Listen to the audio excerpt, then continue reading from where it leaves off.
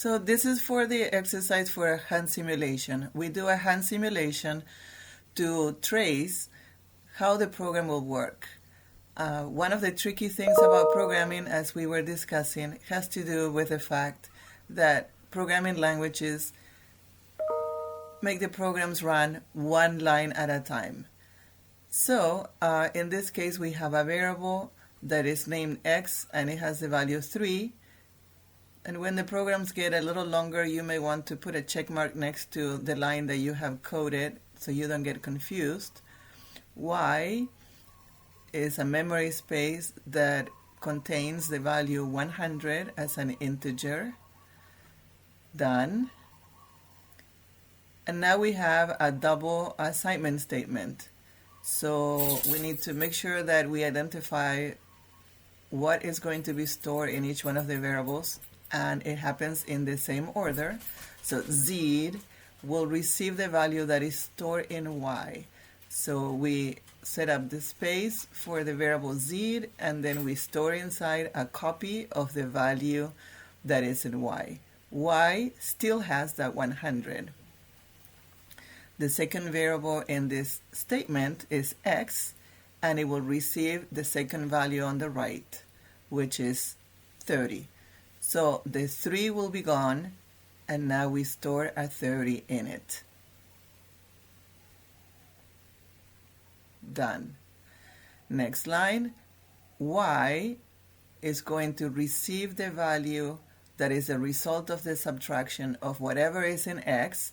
So x has 100 minus the value that is in x, which is 30.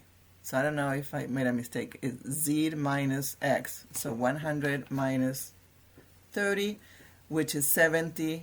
And assignment statements work from right to left. So the calculation gets done and then it gets stored in y. Y's value changes from 100 to 70. So now this line is done and we move on to the next one. The next one reads x will receive the value that is a result of 5 modulus the value that is in z. The value in z is 100.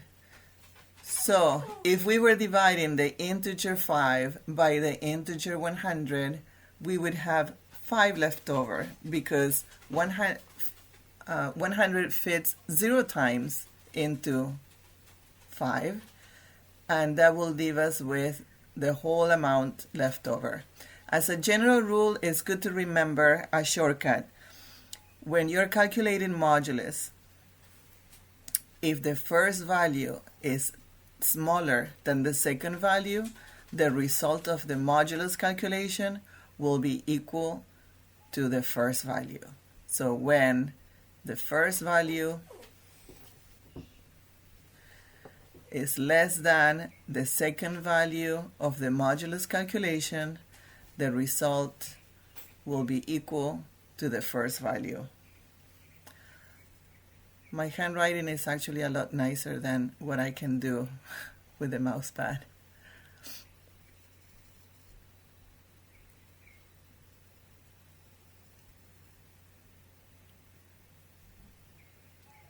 So make sure you write that somewhere. When the first value is less than the second value, the result of modulus will be equal to the first value. So in this case, 5 modulus 100, the result is going to be 5. 5 will get stored in x. So now the value of x will change from 30 to 5. So if I need to use x in the next calculation, x is going to be referencing the value 5 rather than what it had before. And we're using x in the next calculation. It reads y equals whatever is in y right now, double slash x. So if you remember, double slash means floor division or integer division, meaning we do not get the exact result. If there is any left over, we do not get a decimal point. So, but it just so happens that 70 divided by 5 is a whole value, and here I did the calculation mentally and I made a mistake, and then I backtracked and I fixed it. So it's going to get fixed. It's 14 rather than 15.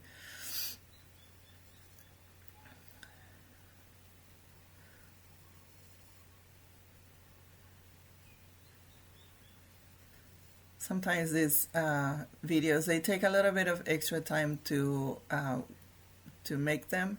So I apologize that I don't take the time to delete my mistakes and edit the video.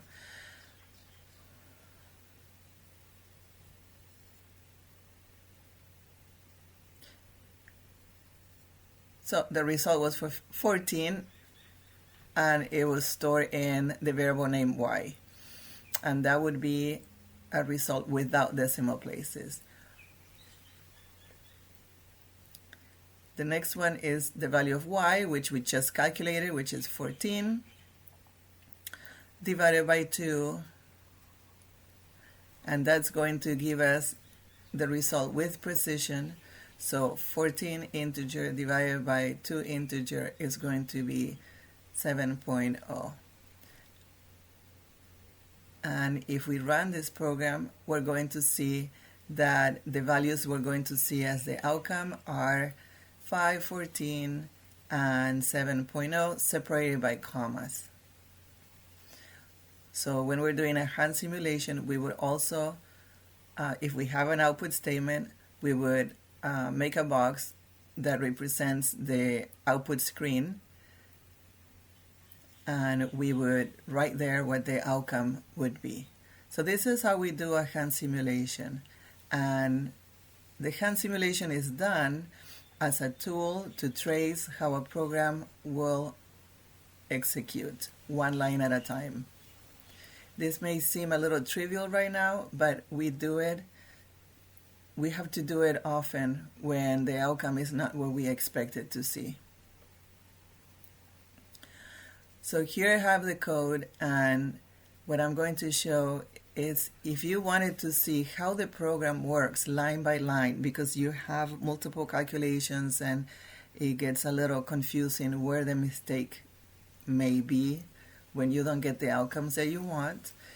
If you have multiple calculations, what you can do is, for the sake of tracing the program with the computer, you can put an output statement after each calculation, and then when you run it, you see how the values have been changing throughout the execution of the program. Then, once that you make sure that you fix any accidents that you may have had in your calculations, you would delete those lines again. If a line of code is not working sometimes and you have a way of skipping it, what you can do is comment it out. So you put a hashtag in front, and then that line will not execute. I'm not showing that in this example. I'm just showing you how it would work.